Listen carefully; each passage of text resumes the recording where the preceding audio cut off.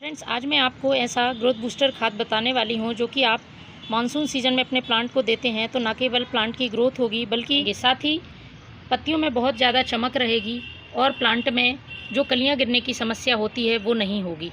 ये खाद एनपीके से भरपूर रहेगा, साथ ही इसमें मैग्नीशियम, कैल्शियम, आयरन सारे जो पोषक तत्व हमारे प्लांट के लिए ज़रूरी हैं वो पौधे को मिल जाएंगे। मानसून सीजन में पौधों की ग्रोथ बहुत अच्छी होती है क्योंकि बारिश का पानी पौधों को फ़ायदा पहुंचाता है, लेकिन इसके साथ साथ ही कुछ जो पोषक तत्व मिट्टी में रहते हैं जो कि हम पॉट में प्लांट लगाते हैं तो वो पोषक तत्व पानी के साथ बह जाते हैं। इसलिए प्लांट को फर्टिलाइज़र देने की बहुत ज़रूरत होती है जिससे कि प्लांट में अच्छी तरह से फूल आ सकें, साथ ही उसकी ग्रोथ भी बनी रहे।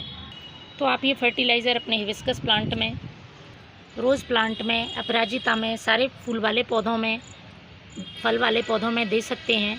ये देखिए, रोज़ प्लांट में नई ग्रोथ हो रही है और इस तरह से इसमें बर्ड्स बन रही हैं। लेकिन यदि आप चाहते हैं कि ये बर्ड्स का आकार बड़ा हो, बड़े आकार में फूल आएँ, साथ ही प्लांट में शाइनिंग बनी रहे, तो इसके लिए आपको ये खाद डालना बहुत ज़रूरी है।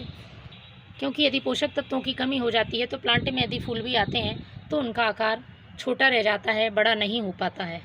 तो चलिए बनाना शुरू करते हैं। सबसे पहले हमें लेनी है ये गोबर की खाद। सड़े हुए गोबर की खाद है। गोबर पुराना होना चाहिए, कम से कम 2 साल पुराना गोबर होगा तो ये प्लांट के लिए नुकसान नहीं करेगा। तो एक मुट्ठी भर के मैंने ये गोबर की खाद ले ली है। आप जितने भी प्लांट के हिसाब से बना रहे हैं उस हिसाब से कम ज़्यादा इस मात्रा को कर सकते हैं। इसके बाद दूसरी चीज़ जो लेनी है वो है ये केले के छिलके का पाउडर। केले के छिलके को सुखाकर और मैंने पीस लिया है।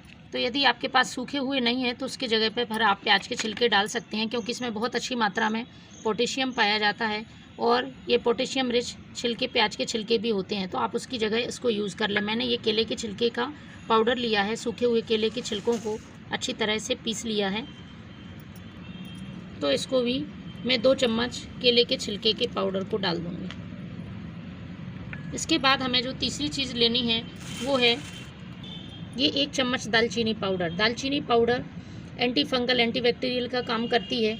प्लांट में जब खासतौर पे मानसून का सीज़न होता है तो मिट्टी में नमी की वजह से फंगस लग जाती है या फिर बहुत सारे इंसेक्ट का अटैक हो जाता है, तो उन सबको रोकने के लिए ये दालचीनी पाउडर बहुत अच्छा काम करेगा। तो 1 चम्मच मैंने ये दालचीनी पाउडर ले लिया है। साथ ही जो प्लांट की पत्तियों पर चमक लाएगा और प्लांट की ग्रोथ अच्छी करेगा उसके लिए ये है एप्सम सॉल्ट, जिसे कि मैग्नीशियम सल्फेट बोलते हैं। इसमें अच्छी मात्रा में मैग्नीशियम होता है और पत्तियों पर बहुत अच्छी शाइन आती है। तो मैंने आधा चम्मच एप्सम सॉल्ट ले लिया है।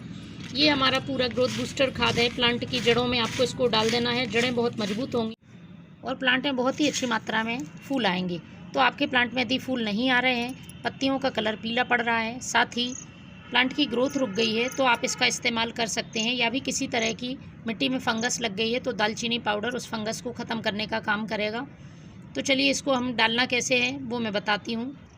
प्लांट की मिट्टी अच्छी तरह से सूखी हुई हो, साथ ही उसको आपको थोड़ी सी गुड़ाई कर लेनी है। इसके बाद हमें इस फर्टिलाइज़र को डालना है। इस तरह से आप साइड में जगह बना लें और 1 मुट्ठी अपने पॉट की साइज़ के हिसाब से आप इसमें ये फर्टिलाइज़र डाल दें।